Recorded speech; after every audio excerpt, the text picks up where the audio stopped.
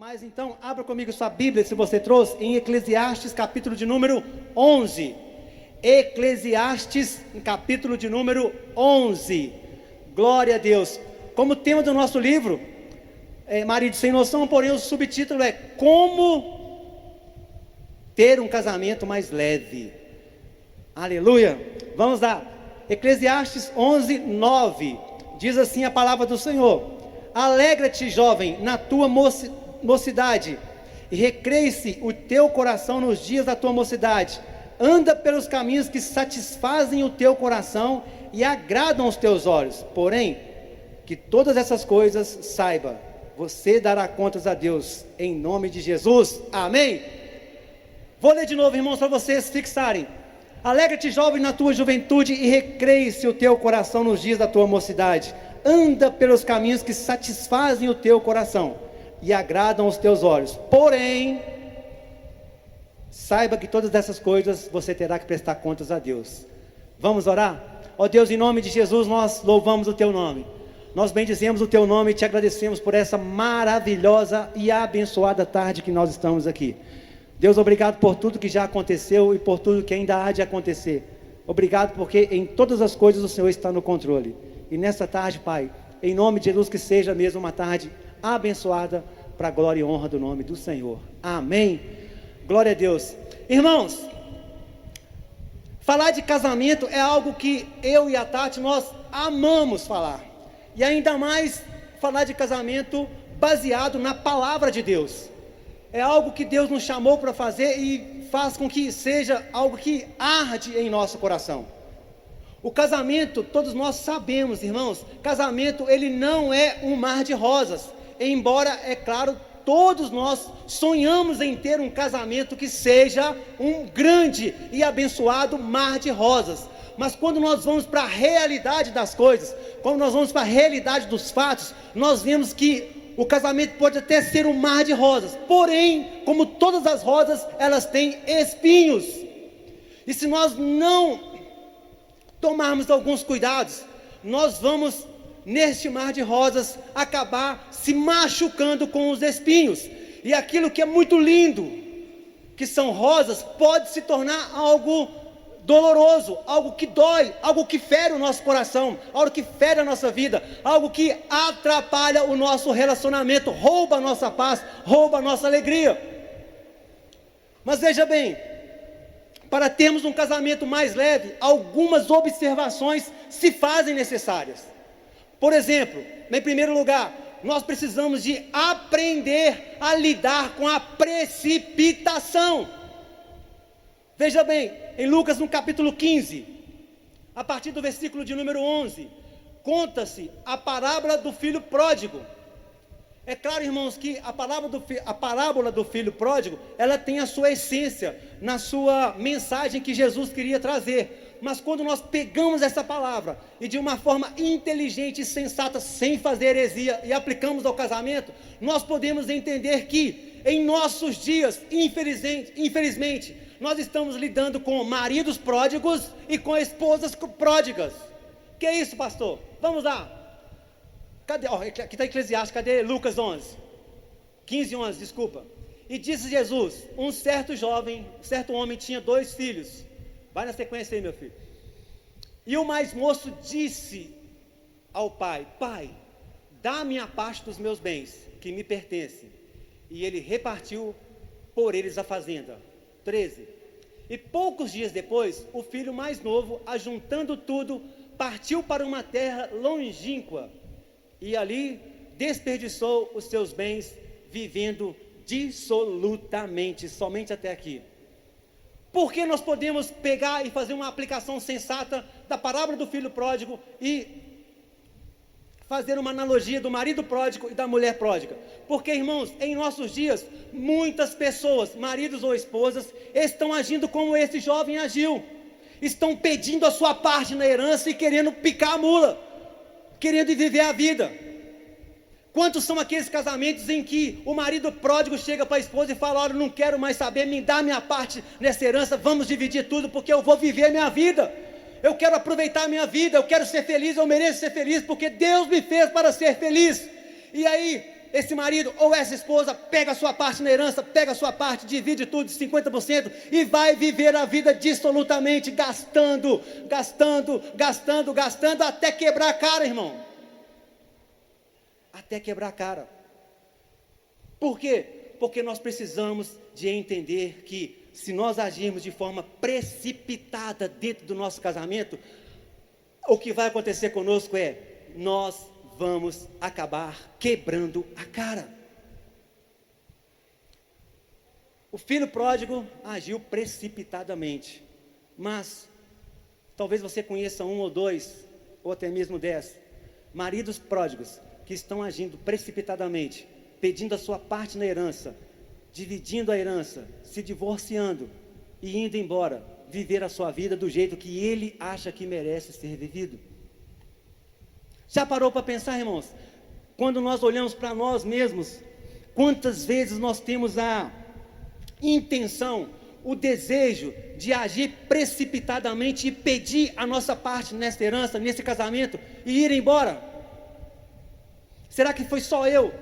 Será que foi só sobre a minha mente que já passou esse pensamento de pedir a minha parte e vazar? Ou será que foi apenas também no coração e na mente da Tatiane, que uma vez já pensou em pedir a sua parte e picar o pé? É uma realidade, irmãos, é uma realidade, mas nós precisamos de ter inteligência para saber como agir com isso, e não ser precipitado. Já dizia minha avó, o que age precipitadamente acaba comendo quente e queimando a língua. Esse menino, dessa parábola que Jesus conta, nós conhecemos, ele chegou a comer comida dos porcos, ele gastou tudo com prostituição, e na maioria das vezes aqueles maridos e esposas que acabam pedindo a sua parte na herança, e abandonando a aliança que um dia fizeram, agindo precipitadamente, a grande maioria deles, não é regra, mas a grande maioria deles acabam desperdiçando toda a sua parte com prostituição, com festas, com baladas, no engano de aproveitar a vida. A precipitação, ela tem sido um instrumento do diabo para destruir famílias, para destruir casamentos, irmãos. Temos que tomar cuidado, porque muitos de nós estamos se precipitando e agindo de maneira dissoluta, estamos se precipitando e agindo de maneira irresponsável. Não é isso que Deus planejou para nós, não é isso que Deus planejou para você, não é isso que Deus planejou para o nosso casamento, porque o que Deus planejou para a nossa vida, para o nosso casamento, é que vivamos uma vida abençoada e feliz dentro da nossa casa. Quantas pessoas, por precipitação, acabam metendo os pés pelas mãos e, por exemplo, fazendo uma compra que não deveria ter sido feita, gastando mais do que deveria ter sido gasto, e com isso trazendo para o casamento tristeza, preocupação, falta de sono. Precipitação para termos um casamento mais leve. Em primeiro lugar, nós precisamos de tomar cuidado e não agir de maneira precipitada. Teve um dia, irmãos, que eu agi de maneira precipitada. Eu ganhava X, mas eu gastava Y, para poder viver de aparência, achando que a aparência resolveria meus problemas emocionais, meus problemas psíquicos. E com esse lance de querer viver de aparência, mostrando para os outros aquilo que eu não sou, acabei agindo precipitadamente na área financeira. Fui lá na agência e comprei um carro zero, irmãos, zero. Podia pagar o carro zero, só que eu podia pagar o carro zero se tivesse agido com inteligência, de maneira suave. Mas aquele carro zero, paguei ele, mas foi triste, irmãos, foi doloroso, e meu casamento foi quase destruído por causa de uma precipitação do meu coração, de querer um carrão. Nós homens temos que tomar muito cuidado com isso, porque às vezes nós até podemos, ou melhor, nós até queremos Mas não podemos, porque querer não é poder, irmãos. Às vezes nós agimos precipitadamente e colocamos a nossa casa em risco, nosso casamento em risco, porque nós achamos que podendo, e aí vamos lá, de maneira irresponsável fazemos, para mostrar para os outros. Fala sério, irmão, o que o outro tem a ver com a sua vida? O que o outro tem a ver com a sua vida?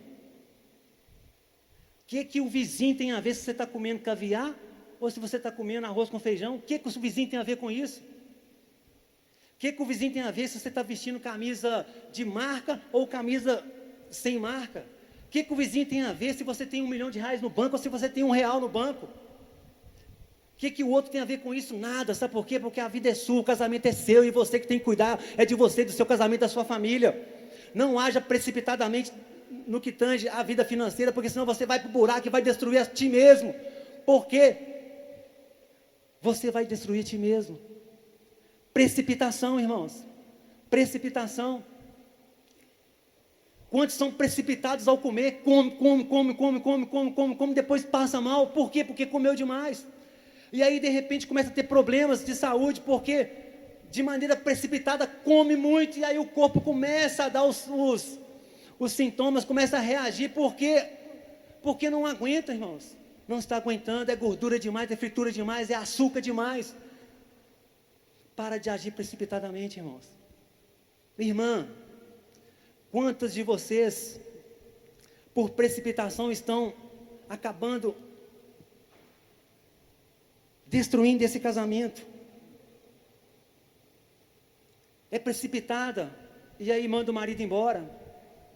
É precipitada, e aí também não pode pôr um cartão de crédito na mão, porque gasta dissolutamente. É precipitada, e acaba tomando decisões erradas, comprometendo a família. Se nós quisermos ter um casamento mais leve, em primeiro lugar, nós precisamos de entender e saber lidar com a precipitação. Não se precipite. Respira antes de tomar uma decisão importante. Decisões importantes nós não tomamos de maneira precipitada. Decisões importantes nós precisamos de tomar com a cabeça no lugar, com o coração leve, porque a possibilidade de acertar é muito grande. Mas como nós tomando decisões importantes de forma precipitada, a chance de dar errado é muito grande. Para ter um casamento mais leve, em primeiro lugar, é preciso aprender a lidar com a precipitação. E em segundo lugar, coloca para mim, por favor, 2 Samuel capítulo 11. O que nós precisamos de aprender a lidar, em segundo lugar? Com as escolhas que nós fazemos. 2 Samuel capítulo 11, conta a história de um grande homem de Deus. 2 Samuel capítulo 11. E aconteceu que, tendo decorrido 1 ano, no tempo em que os reis saem à guerra, enviou Davi a Joabe, e com ele os seus servos, e a todo Israel. E eles destruíram os filhos de Amon, e cercaram a Rabá. Porém Davi ficou em Jerusalém. Não precisa do restante não, porque o texto nós já conhecemos. Era tempo de guerra. Era tempo em que os reis saíam à guerra. Qual foi a escolha que Davi fez? Ficou em casa, ficou em Jerusalém. E essa escolha que Davi fez, foi uma escolha que marcou negativamente a vida dele para sempre. Davi ficou marcado com essa escolha que ele fez, porque foi dessa escolha de ficar em Jerusalém, que ele pecou com Betseba, e aí depois matou Urias, o marido dela, aquela questão toda que nós conhecemos, mas que não vem ao caso. Mas o importante é o seguinte: nós temos que tomar cuidado com as escolhas que nós estamos fazendo diariamente. O que você tem escolhido para a sua vida, para o seu casamento? O que tem movido o seu coração, que tem feito com que você faça escolhas? A escolha, meu irmão, ela é diária, todo dia nós temos que escolher. Eu escolhi o chapéu que eu vou colocar aqui hoje, que eu ia colocar, que foi esse chapelão aqui. Eu escolhi essa camisa, eu escolhi essa calça, eu escolhi a cueca, eu escolhi o tênis, eu escolhi. Tatiana não deu palpite, ela também escolheu que é vestidão bonito, que ela tá linda, viu, querida? Um chapelão bonito, glória a Deus. Eu estou semeando, tá? Eu quero colher, não quero nem saber, eu escolhi semear. Irmãos, Que você tem escolhido? Você tem escolhido semear na vida da sua esposa, semear na vida do seu marido? Que você tem escolhido? Ou você tem escolhido meter o bambu no seu marido, meter o bambu na sua esposa, meter a enxada, meter o pau no seu marido, meter o pau na sua esposa? As escolhas, elas são importantíssimas, porque as escolhas vão definir, as escolhas que nós fazemos hoje vão definir o nosso amanhã. Se nós tivermos a inteligência de fazer escolhas sábias hoje, irmãos, o amanhã será uma colheita abençoada. Escolha viver um casamento abençoado, escolha viver um casamento feliz, escolha fazer essa esposa aí ser a mulher mais cheirosa, importante do mundo para você, escolha fazer esse maridão aí ser o homem mais lindo, cheiroso, inteligente, importante do mundo para você, porque quando você casou, meu irmão, talvez essa mulher sua aí tinha um corpão violão, aí você meteu uns 3 filhos nela, sabe o que aconteceu? De repente, primeiro filho, vai lá e depois volta, né? Aí depois, aqui faz assim também, ó, enche e depois volta para o lugar. Aí vai lá, segundo filho, vai lá de novo e depois volta. Aqui, enche de novo e depois volta. Meu irmão, é lógico que vai dar esse, que vai murchar, que vai cair. E aí você quer que corpão violão continue sendo? Paga para ela uma cirurgia estética, que aí ela vai ficar com tudo empinadinho, vai ficar com a barriguinha tanquinho. Vai lá para a Tatiana dar um trato em você lá, entendeu? Porque que acontece? As nossas escolhas, elas têm nos prejudicado, porque nós escolhemos viver uma vida de ilusão, irmão. A vida, ela é o seguinte, a vida, ela vai passando, nós vamos ficando velho, a mulher vai ficando velha, a coisa vai caindo, a bundinha vai murchando, entendeu? É assim, é normal. O maridão, que talvez você casou com um maridão saradão, fortão, bonitão, não chega a ser tão bonitão e fortão como eu assim não, mas o cara era bom, entendeu? E aí de repente esse cara também começa a ficar velho, entendeu? Começa a ficar velho, e aí começa a aparecer ruguinha, a barriguinha começa a crescer naturalmente, o cabelinho começa a cair naturalmente. Irmã, é barrigudinho, mas é seu. Escolha fazer esse homem ser o homem mais feliz do mundo. Irmã, é carequinha, mas é seu. Passa a mão nessa carequinha aí e gruda nessa carequinha aí, porque é seu. Irmã, não fica olhando lá pro vizinho e escolhendo, porque o seguinte, irmãos, tem umas rodinhas aí que as mulheres vão, em alguns salões, não são todos, mas que a fofoca come solta lá, e a mentirada também come solta, e aí fala que o marido é isso, que o marido é aquilo, mentira pura, fala que a mulher é aquilo, a mulher é aquilo, mentira pura. Não escolha cair nas mentiras de Satanás, não escolha cair nas fábulas que algumas pessoas vantajosas estão contando, que é só vantagem, mentira pura. Escolha ser o melhor marido, escolha ser uma melhor esposa, escolha ter uma vida diferente, escolha crescer, escolha fazer da sua casa ser uma casa abençoada, alegre, feliz, uma casa onde vocês dois têm prazer de estarem juntos. Escolha o melhor. Escolha o melhor, escolha fugir da aparência do mal, escolha dizer não para o pecado, escolha dizer não para essa sirigaita que aparece na sua vida, escolha dizer não para esse ricardão do demônio, do inferno que resolveu aparecer na sua vida. Diga não, escolha dizer não. Aleluia, irmão. Escolha, sabe por quê? Porque o que nós escolhemos hoje é que vai definir o nosso amanhã. É o que nós escolhemos semear hoje, é que vai definir a nossa colheita de amanhã. E de repente, irmão, você está escolhendo de maneira precipitada, flertar com algum rabo de saia que surja, ou flertar com algum, como é que fala de homem? Rabo de saia e um homem é calça suja, calça caindo, que aparece por aí, é isso aí, esses calça, não ia falar outra coisa, mas não falou, que é muito feio. Esses calça caindo que aparecem por aí.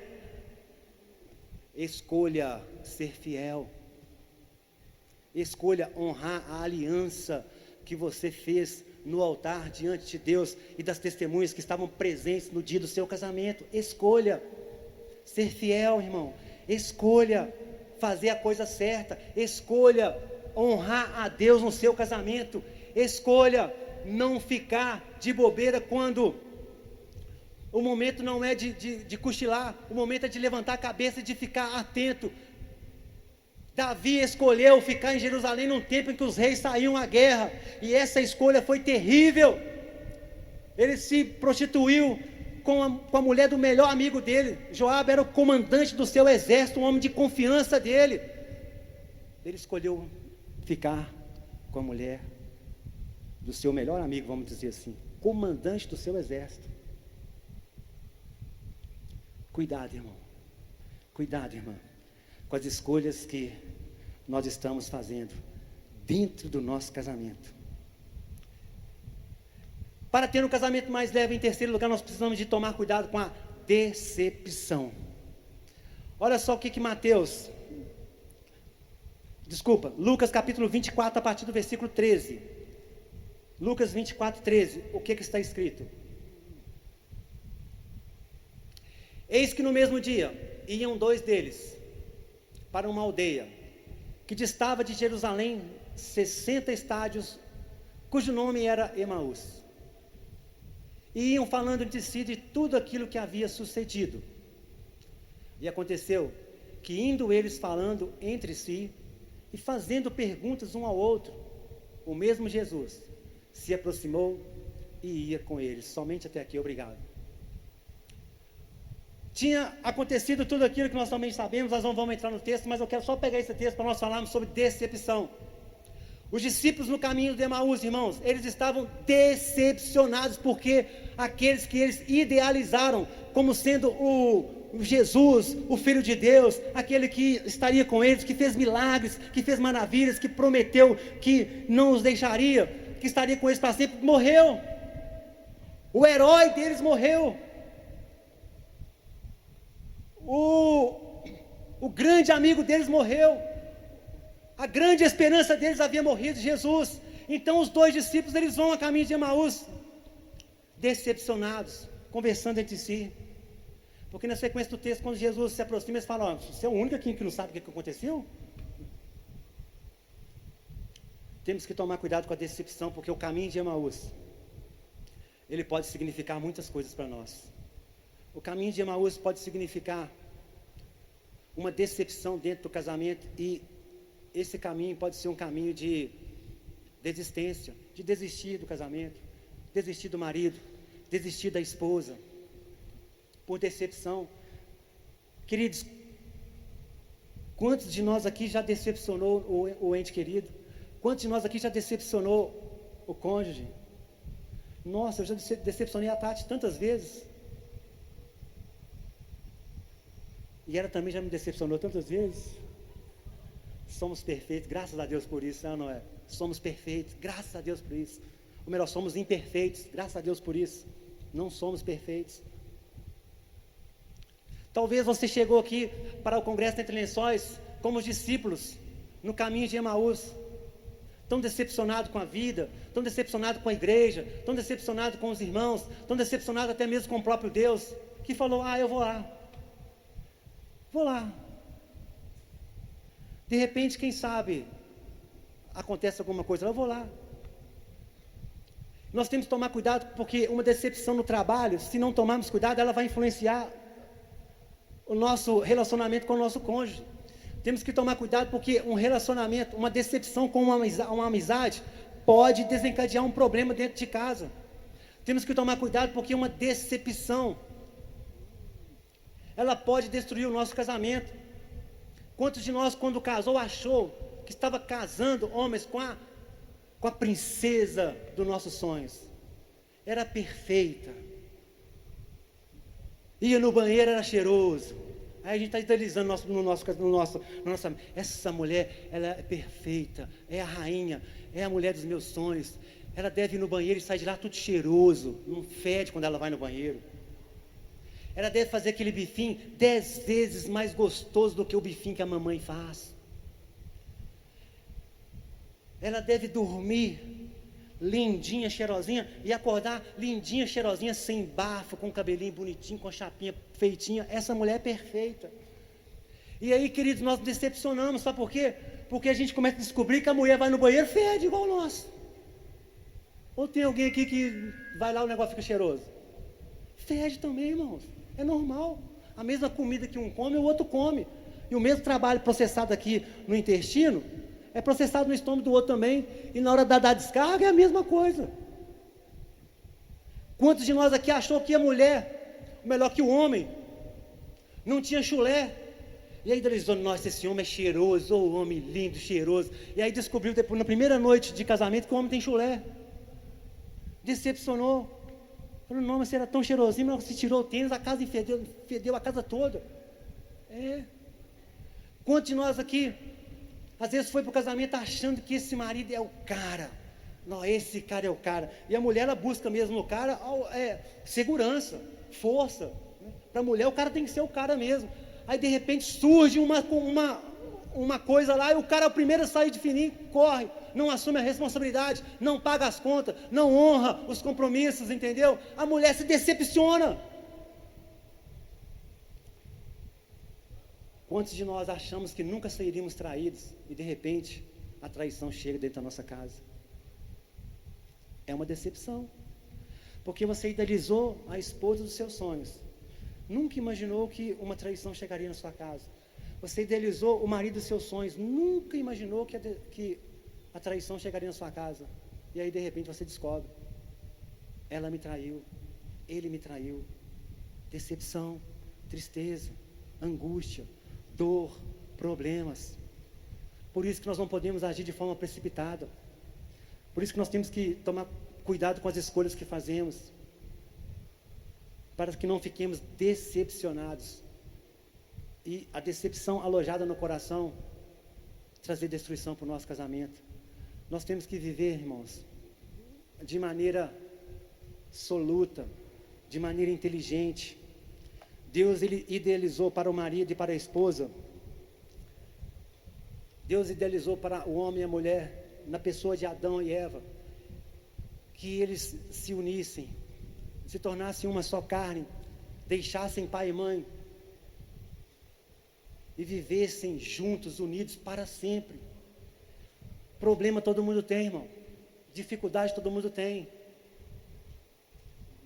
Casamento, irmão, todos nós temos dificuldades no casamento, e é por isso que é importantíssimo um evento como esse, porque a gente vem para esse evento e aí nós somos ministrados, e aí nós aprendemos. Nós não ouvimos novidade nenhuma, irmão. Tudo que já foi falado aqui não é novidade, mas aquilo reforça em nossa mente, reforça em nosso coração, tudo aquilo que nós precisamos de colocar em prática, tudo aquilo que nós precisamos dar atenção. Falar, peraí, realmente eu preciso de dar atenção nessa área, porque eu estou falhando. Nós precisamos de viver uma aventura dentro do nosso casamento, se quisermos ter um casamento mais leve. Quantos de nós aqui casamos e nunca, irmão, nunca tirou essa esposa para dançar, porque dançar é pecado. Colocaram na nossa cabeça que crente não pode dançar não, porque é pecado. Quantos de nós aqui nunca viveu uma aventura de fazer algo inusitado, de surpreender o nosso cônjuge positivamente com algo inusitado, por medo do que o outro vai pensar? Precipitação, escolhas e decepção. Precisamos de aprender a lidar pelo menos com essas três coisas para termos um casamento mais leve. Fique de pé, por favor.